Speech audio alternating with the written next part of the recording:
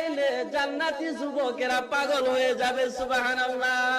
সূরাতুন নাবার ভিতরে আল্লাহ রাব্বুল আলামিন বলেছেন ওই জান্নাতি হুরদের সৌন্দর্য এত বেশি হবে। আল্লাহ রাব্বুল আলামিন বলেন ওয়া কাওয়াইবা আতরাবা, জান্নাতি হুরেরা তারা সমবয়স্কা হবে। এই জান্নাতি হুররা এত সুন্দর হবে, তাদের স্তনগুলি উঁচু হবে, সুডৌল হবে। জান্নাতীরা ওয়া কাওয়াইবা, জান্নাতি হুরদের স্তনের দিকে তাকাইলে জান্নাতি যুবকেরা পাগল হয়ে যাবে। সুবহানাল্লাহ।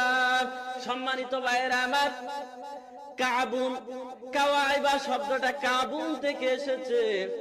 কাবুন হচ্ছে ওইটা যেটা সমতল ভূমির চাইতে একটু উঁচু হয়, যেমন কাবা শরীফকে কাবা বলা হয়। কারণ হলো বন্ধু, কাবা শরীফটা সমতল ভূমি থেকে উঁচু হওয়ার কারণে আমরা তাকে কাবা বলি।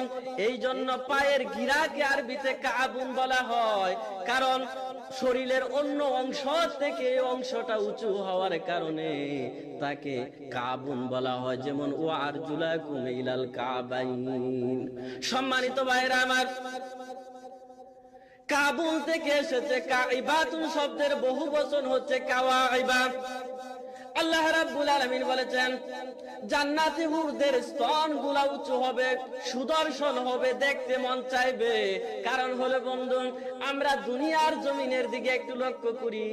দুনিয়ার জমিনে যেই সমস্ত সুরসী সুন্দরী রূপসী নারীগুলো আছে, তাদের চেহারা অত্যন্ত সুন্দর, কিন্তু বুকের অংশটুকু যদি লেভেল হয়ে যায়, যদি সমান হয়, তার দিকে যুব সমাজের কোনো আকর্ষণ থাকে না। আল্লাহ রাব্বুল আলামিন মানুষের রুচি অনুধাবন করতে পারে।